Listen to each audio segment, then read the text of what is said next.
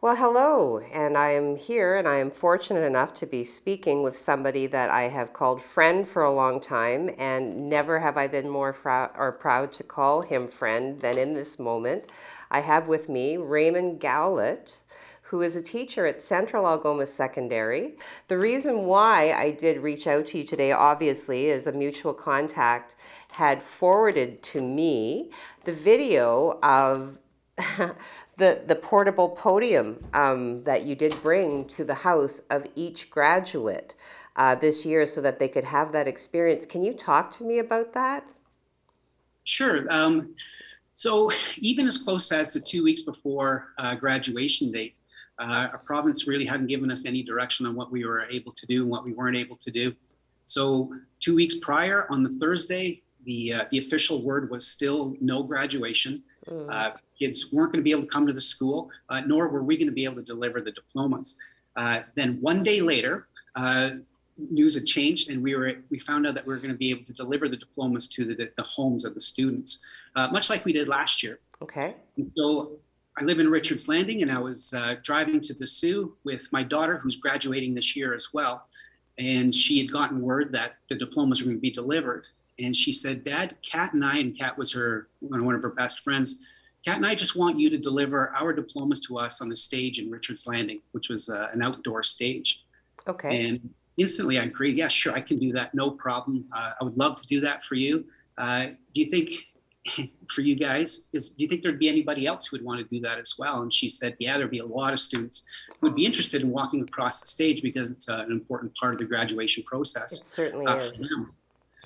And so then I just started having these nightmares. Like, I play this out. It's like, oh no. So then we're going to have, a whole bunch of people there, a whole bunch of kids there. And with the COVID restrictions at the time, I was like, that's going to be a nightmare. Then it just sort of occurred to me. So, well, what if I built a mobile stage and I drove to everybody's house so everybody could walk across the stage? Do you think that'd be a cool idea? And she said, "Yeah, that sounds great." And that morning, driving to the Sioux, we were just happening to go in. We're going to watch a student do a time trial at the John Rhodes track. There was no track meets this year because of COVID, but he still Right. wanted to try to beat the school record. And so we were just going to go and watch and officiate it. And there Mm-hmm. was a grad committee member there. So I bounced the idea of the mobile stage off of her. And she said, "Wow, that's a fantastic idea. Let's do it." Wow. And I said, "Yes, it's okay. We'll just wait, keep this under wraps for a moment. Let me see if I can pull this off. I got to build this thing first, right?" Right. And so right away, I had a friend who owns North Shore. I went to his place. I said, "Look, I need a trailer," and I told him what it was for. He didn't even let me finish my sentence. He's like, "Yeah, there's three over there. Pick the one that you want." Oh, Uh, wow. I had another friend who had a whole bunch of building materials that I needed to build the stage up, some pallets. And I called him. He's back behind Echo Bay, and I said, "I need some pallets." He says, "Yep, the keys are in the tractor. Just take what you need." And so I went home. I had some plywood. I had a lot of the building materials. And in about 6 or 7 hours, I had put together a mobile stage where the backdrop flipped up and Oh, transported around the countryside. And so once I had the mobile stage there and decorated and built, we pitched it to the grad committee meeting because they had already done like so much work to try to come up with a unique solution to the diploma problem. wow. And when I Wow. showed them the idea, every single one of them were just they were like, "Yes, absolutely, let's do Oh. this. This is fantastic." One of the caveats to doing this was we were originally scheduled to deliver the diplomas on the Monday. Mm-hmm. All of the staff were going to do it all at once, and everybody was going to pick a certain number of kids. Okay. If we do the mobile stage thing, however, I said we're going to have to go Saturday and Sunday to Okay. make sure that families are home. And all the staff just said, "Yeah, no problem, let's do it." They didn't even Oh. hesitate. Oh, that's such a great thing that you all, you all pulled off and did.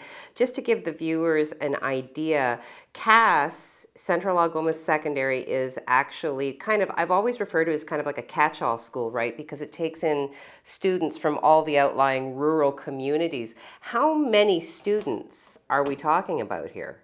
We had 72 grads, Wow. and the furthest east was Echo Bay, or sorry, it was west. Yeah, it was Echo Bay. The furthest east was Thessalon's First Nation. Okay, so really quite far flung. No graduates back in Poplardale, I guess. It's so funny you say that because after I committed to it, right, I'm like, oh, okay, where do these people live? Oh my gosh, that's Hour-long drive for which I would have gladly done anyways. I know, but sometimes, right? Yep.